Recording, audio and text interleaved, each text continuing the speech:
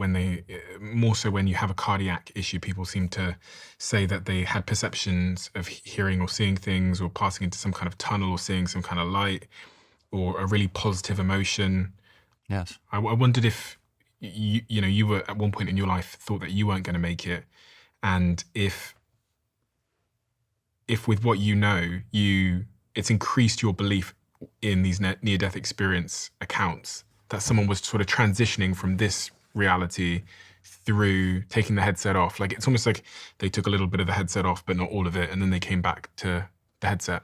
So, yeah, these very common experiences about near death, a light in a tunnel, and maybe a life review, and then a choice to come back and things like that. It's quite common, and I'm not going to dismiss them one bit. I mean, it's hard to get scientific evidence on that. It would be very interesting to have a study in which people did have their heart stop, for example, were resuscitated, and ask how many don't have that experience. Mm-hmm. It would be, I mean, if we had a systematic study that did that, so we don't want to be tricked by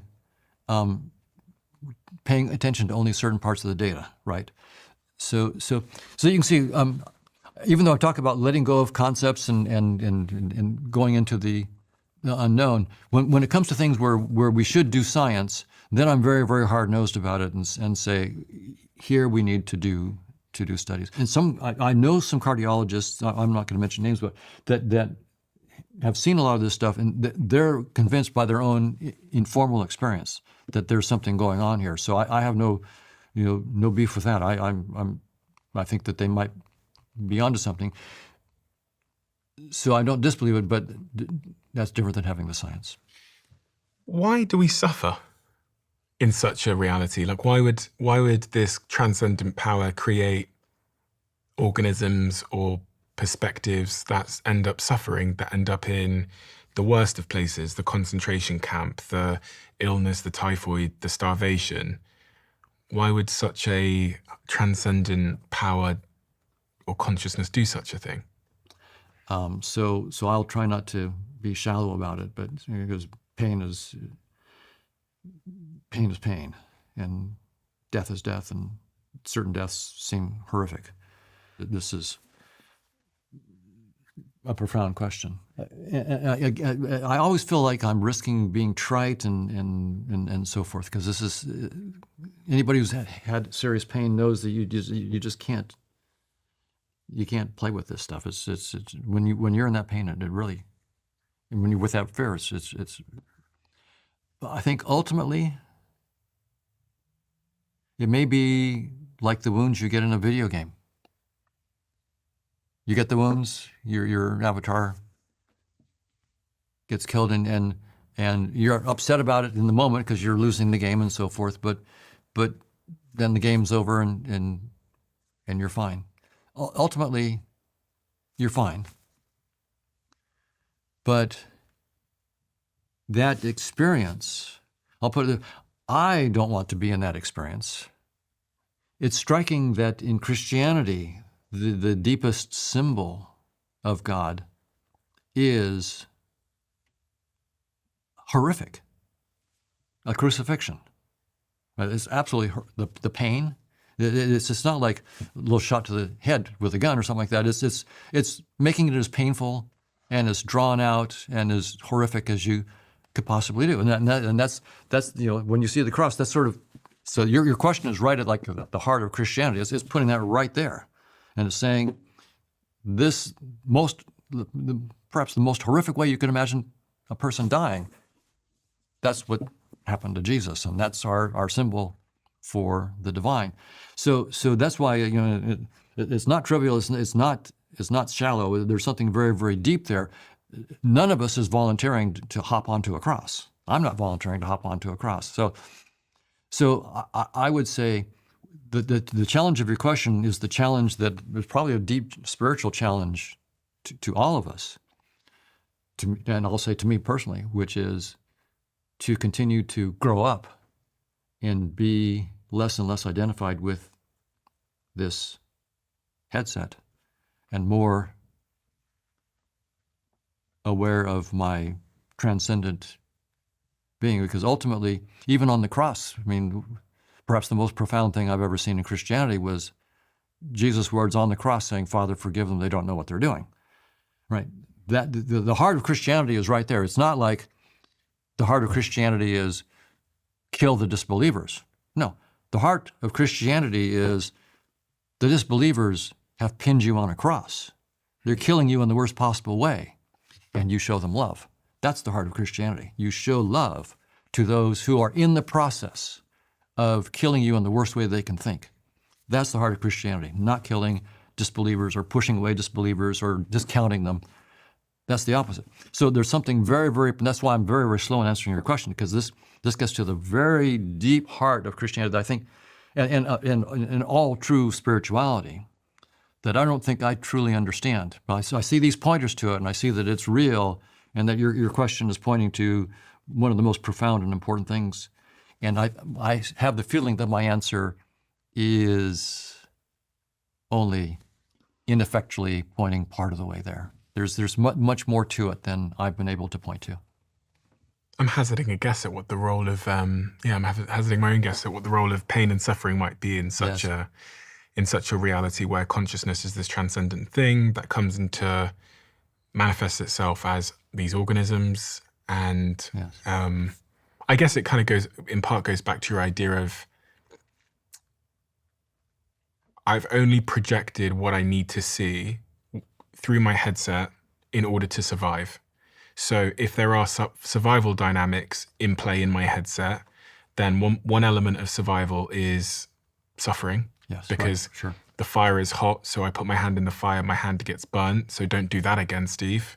Right. So if that is the nature of my headset, then there will need to be cause and effect as it relates to things that will help me to survive and things that won't help me to survive. Yes. And so suffering might just be an input or a stimulus in this headset that helps me to survive. Right. And then, I don't know, the question this brings to mind is, why does consciousness care about survival? Why would this transcendent consciousness, maybe that's not even a good question, maybe that's the wrong question, but why does it want to survive in us? Why doesn't consciousness end? I mean, I agree. One thing that I've heard from one spiritual teacher, Eckhart Tolle, which is interesting on this. One of his talks, he said, let's pretend that we're humans. Mm-hmm. He goes, oh, that'll be fun. And let's play some dramas. Oh, but to have dramas, I have to forget who I am. Okay, so then let me completely forget who I am. And then after a few 100,000 years, when I get tired of it, then let's wake up. And I thought that was a profound pointer. That doesn't get the whole thing, but it's an interesting pointer. I think there's more to it than that, but it's more than just playing dramas. I think it's playing dramas to further explore who I am by knowing who I'm not. That may be part of it. Knowing who I am by knowing different perspectives and knowing that as rich as this perspective is, I transcend that. Someone commented on one of your recent videos saying, imagine being a character in a book, trying to understand your way out of that book into a higher dimension. Yes. That's right. But of course, that's a great question. The only thing I would say is, imagine being the author of the book, having written about a character, because I'm not just a character in the book.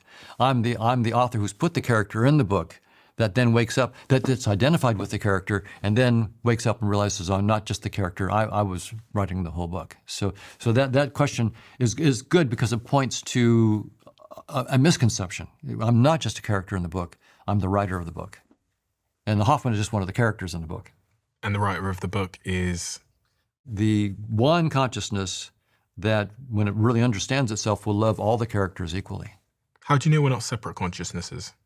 I don't, and that's an interesting, by the way, I've got a mathematical model of consciousness, and that's a whole other topic. So you can either play the game here, we're understanding how is physical world and consciousness related? How are those two things related? Mm-hmm. Most of my colleagues say physical world is fundamental. consciousness emerges when bright brain activity happens. So when neurons fire in the right way and so forth, for Okay. example. Now, as a scientist, I always, at these conferences, they know what I'm going to do to them. I say, so you claim that conscious experiences come from integrated information. Give me one. Give me an experience. And they can't. Can they not say, well, look, I'm looking around right now and that's coming from neurons in my brain in a physical substrate? Yeah, they'll say that, but they know what I'm asking. What I'm asking for is, I say, give me the specific pattern of neural activity that must be the taste of mint. Okay, right. So It must be the taste of mint. they And give can't me spot the sequence of neurons or physical interactions that cause me to taste mint. That's right. So there's a big gap there. And then they have to explain why that particular pattern. So first they have to identify the pattern. This pattern, Yeah. with this, say, integrated information pattern, must be the taste of mint. By integration information pattern, you mean like this combination of things coming together causes mint. That's right. They can't tell me the combination and they can't tell me why that combination. Causes mint. So it's basically cause and effect. They're saying something happened here and then they're seeing an outcome, which is an experience, but the gap in between, they can't explain. That's right. And sometimes they'll say that the conscious experience just is the dynamic, whatever the physical dynamics is. Okay. But even then, the question is, why is this particular dynamics associated with this conscious experience? Okay. And for principled reasons. No, in science, we tolerate no BS. No BS. There's got to be a concrete reason. And that's why I put a big zero. I do this at the conferences, knowing that I'm one of very, very few non-physicalists at the conference. And I know that the physicalists are out there, and I say, you guys have got zero, right? They have a chance. Floor is open. Tell me I'm wrong. Mm-hmm. And I'm not. They know it. So start with consciousness. Yeah. Now, I'm playing a different game. I'm saying all this physical stuff. So there's lots of physical stuff. There's space and time. Einstein's special theory, general relativity. There's all the bosons and fermions and the leptons, bosons, leptons, and quarks of the standard model of particle physics. You're saying, spiritual guys, that you can start with a theory of consciousness, mathematical, and you will give me all of space-time equation. You'll give me quantum field theory. You will give me the standard model of particle physics. How many points have you put on the board, guys? What have you done? Can you give me what pattern of conscious agent activity must be a photon? What pattern of conscious activity should be the structure of space-time, or a boson, or a lepton, or a quark? No points on the board. So you can look at that and go, from that perspective, it's equal. There's no points on the board in either team. So I've got a theory that I call conscious agent network theory. I'm working on this with Chetan Prakash. How long have you been working on it? You've got a book called Observer Mechanics there that was published in 1989. So I've been on this for 40 years, almost about 40 years. What do you think you're going to find when what do you think you're going to prove with your theory of consciousness? I think we can put some points on the board in the following. I think we can start with the theory of conscious agents. I just presented a talk Friday, and we proposed what light is. We proposed why the speed of light is the same in all inertial frames. What does this mean? You've got to simplify this for my 16-year-old brain. Right. So if I'm on a train and the train's going 50 miles an hour and I throw a ball and I can throw it maybe 20 miles an hour, then in some sense the ball is going 70 miles an hour, right? Mm-hmm. Right. And that's the way things normally work. But if I have a flashlight and I flash, the light is going at the speed of light, which is about 186,282 miles per second. It's pretty fast. If I get on the train and have the train, I take my flashlight and go like half the speed of light on the train. So I'm going really fast. This is a fast train. Mm-hmm. And I turn on my light. And I'm here outside. I'm looking at the train going at half the speed of light, and someone's turning the flashlight on so the light is going at the speed of light. How fast is that light beam going to look to me? Because I'm standing on the side. And the train is already going at half the speed of light. So how fast is that light beam going to go? The speed of light plus half the speed of light? That's what we would mostly think, right? And it turns out, no, it goes the speed of light. If you have mass and you're not moving at the speed of light, and we try to accelerate you to get to the speed of light, you'll never get there. There's a speed limit. You can't get there. So that's really counterintuitive, right?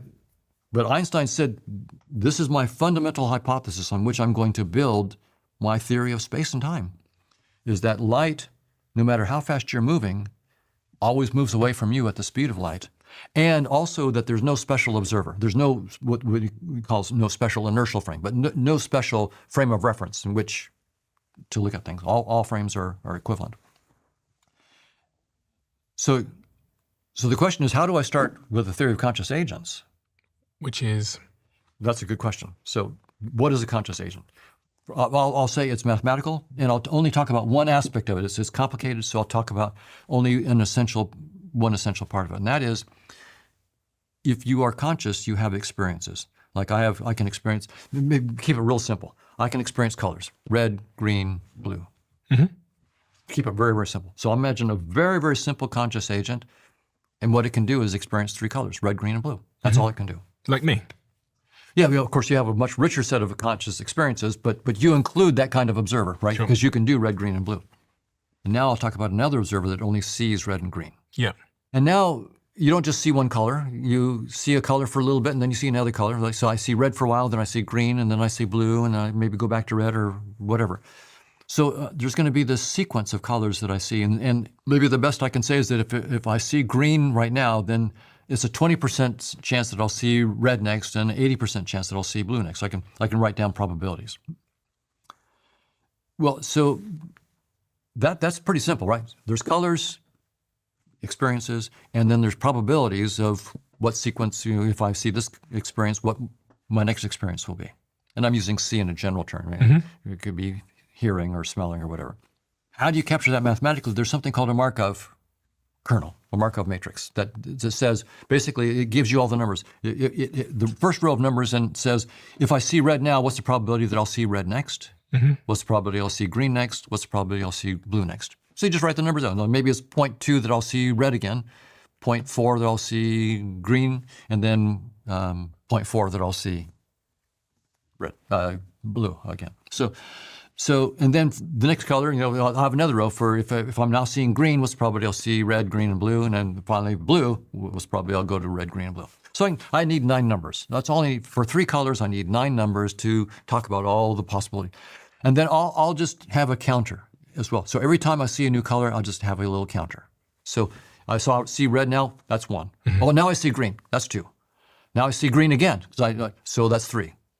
So I'm counting the colors, the experiences. That's all I'm going to talk about. That's all I have. The question is, if I start with just that notion of an observer, it has colors and a matrix of probabilities. Of I see this color, I can see another color. What's the probability? And every time I see a new color, I get a counter incrementing. That's all I'm going to start with. Can I get that the speed of light is the same in all inertial frames? That if I'm on a train and I flash flash a light bulb, flash a light, that it will go at the speed of light even for someone who's on the train going at half the speed of light? And I discovered just in the last 3 or 4 months that the answer is yes, I can do it. And that's what I presented last Friday at this conference. So what does this mean about the nature of consciousness? And it means that starting with a theory of consciousness outside of space-time, I can actually give you with mathematical precision the structure of space-time. Which means that your belief is we're starting to space and time and everything I see and experience actually comes from consciousness itself. So consciousness itself is the source of everything. Everything that you. That's right. So earlier in our conversation, my consciousness didn't come from my brain. That's right. My brain came from my consciousness. That's exactly right. That's exactly what I'm saying. And we've talked about the headset. Yeah. What I'm doing is I'm building the headset. I'm saying here's the conscious agents, their dynamics, and I'm now starting to build the space-time headset. Is there a concern that believing these things can make one go mad? I sometimes think that thinking very deeply about who we are, why we're here, how we got here, sometimes it makes me, I don't know, like I lose a bit of my orientation and I get a little bit of a wobble. Like when I've had these conversations about the simulation theory and this being a big video game and such, I'm like, well, it kind of shakes everything you know. And these stories that we've constructed our lives on they anchor us and they orientate us, and Yes. they give our life meaning. So if it's not true, then I lose the meaning of my life, and I worry if I risk going bonkers. Well, I certainly empathize with that. And that's also what happens also in the meditation process. It also leads me to have to face all sorts of emotional stuff. My deep belief that I'm just my avatar. And letting go of that is like a death. And it's very, very painful. So for me, the meditation process is not all love, joy, and peace. A lot of it is deep, deep, tough emotions as I let go of what I thought was myself. And it's a kind of it's a death of an illusion, but it feels like a real death to me. But now here's the positive side. Here's the upside. I'm proposing that science is got the tools, if we assume consciousness is fundamental, to step entirely outside of space-time and do serious mathematics and show how space-time is built as a headset. And this means we're opening up a realm of new technologies that are going to make everything that we've done in science and technology so far seem trivial. And here's the reason. Suppose you're a wizard in Grand Theft Auto and you know how to use all the tools in Grand Theft Auto. That's fantastic. It's really good. You can drive your car from A to B faster than anybody can do. But now if you're the software engineer who knows how Grand Theft Auto has been, because you wrote the code, you know it, you can do miracles. You can take the wizard's car and take the air out of their tire, just like that. You can take the gas out of their tank. You can take their car and move it from A to B instantly. Not through the Grand Theft Auto. You can move it there instantly because you've got the code outside. What I'm saying is, this is real. I started now to really believe this. When I could get Einstein's space-time coming out of this, I got light, and I think I've got an electron now. I think we're reverse engineering the headset. And the technologies that are about to come out of this will make everything else seem like firecrackers, because we're now getting to a deeper layer outside of the headset. We're not wizards inside the headset.